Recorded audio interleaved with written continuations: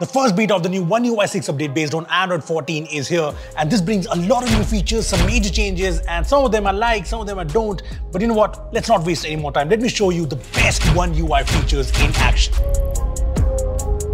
So this is OneUI 6, and the first thing you'll notice here is the new widgets. So there's a couple of new weather widgets. The Weather Insights widget shows you the temperature along with more details like chance of rain or thunderstorms.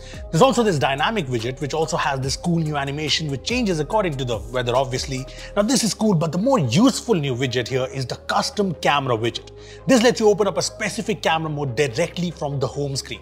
I can set it to open the rear camera or the front camera, and I can choose from different modes, be it portrait, video, pro mode. You get the idea. I also like that you can customize the widget's name and the background, and this is what the widget looks like, and it works perfectly. I also like that the Smart Suggestions widget is now more customizable, and you can even exclude apps from this widget right here. New widgets part, OneUI 6 brings a number of visual changes. The biggest one is obviously the new quick settings. This is what the new quick settings look like compared to the quick settings on OneUI 5. Now, I'm not a fan of OneUI losing its one-handed UI design here, which made it so good. But yeah, OneUI 6 makes things cleaner. Wi-Fi and Bluetooth are separated, and I like that tapping on the icon turns them off, and tapping on the text expands the Wi-Fi or Bluetooth settings right here. Anyway, the display controls are also separated at the bottom, be it brightness, the eye comfort mode, or the dark mode. The edit page has also changed, and there's one handy option here. I'm talking about Quick Settings Instant Access. This can be turned on, and now when I swipe from the top right corner, it directly opens up the Quick Settings page, similar to iOS and MIUI. Another change I noticed here is that when you turn on the airplane mode and then turn on, say, Bluetooth, OneUI 6 remembers it. So when I turn on the airplane mode the next time, it will keep Bluetooth turned on. Really cool. Anyway, the media player in the notification shade also has this cool waves animation when the music is playing. Also, OneUI 6 has a new default font that looks more modern. The settings app has a few tweaks. It shows you the profile picture a little bigger now. And the battery page is now a dedicated page in the settings. And it too has a new graph, and some options have been rearranged. OneUI 6 also brings updated emojis, although I've never been a fan of Samsung emojis.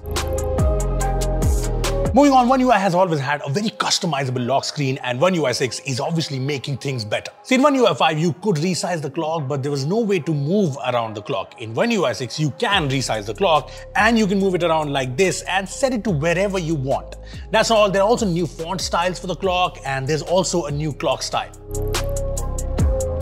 OneUI 6 also brings some big camera changes and new features. First of all, the camera UI has changed for the better. You now get an option right here to choose from 12 megapixel or 50 megapixel or 200 megapixel. There's also a new icon for super steady mode, and I like this new video resolution UI a lot more. This is cleaner and easier to use. Now, coming to the new features, there's an advanced intelligence options page which lets you choose between 3 picture quality options. Maximum is obviously for the best picture quality with a little shutter lag. Minimum is if you want to take shots quickly without any shutter lag, but you can compromise on the quality. Medium is kind of best of both worlds. Honestly, there is quite a difference in speed in the maximum and minimum quality options. There's also the auto FPS option, which now has more options, and the watermark style has now more customization in terms of date and time styles. The OneUI 6 Gallery app is also better. It now has this info icon when you open up a photo or video, and this shows you all the details along with a few edit suggestions right here. As you can see, there's remaster, portrait effect, and object eraser, and I can hit remaster and it's done. That's it. I can now see the before and after, zoom in for better comparison. The editing UI has also changed. It has the most useful features in the first button itself instead of the 3-dot menu button. It also has an undo and redo button right here, which is very useful. You can also now copy edits from one photo and apply to another photo like this. Nice. OneUI 6 also brings a couple of new, very useful privacy features. See, number one is auto blocker, which is turned off by default, but you can turn it on, and it will make sure to block apps from unauthorized sources. It will run security checks in the apps in your phone, and it will block commands via ADB. This will also block images and messages that might be malicious and block software updates via USB. This, I think, is very useful, especially for people who are not very tech savvy and manage to install apps with those full screen ads. So yeah, kudos to Samsung for this. That's not all. I also saw this new option in OneUI 6 that alerts you when an AirTag or say a Samsung Smart Tag is detected traveling with you. You can even do a manual scan right here. So Smart Select is one of the most underrated features in OneUI, and with OneUI 6, when you're using it to capture a partial screenshot, it shows you the aspect ratio, so you can take a screenshot in 16:9 or 4:3, whatever. It even shows you a magnifier so that you can capture the edges perfectly.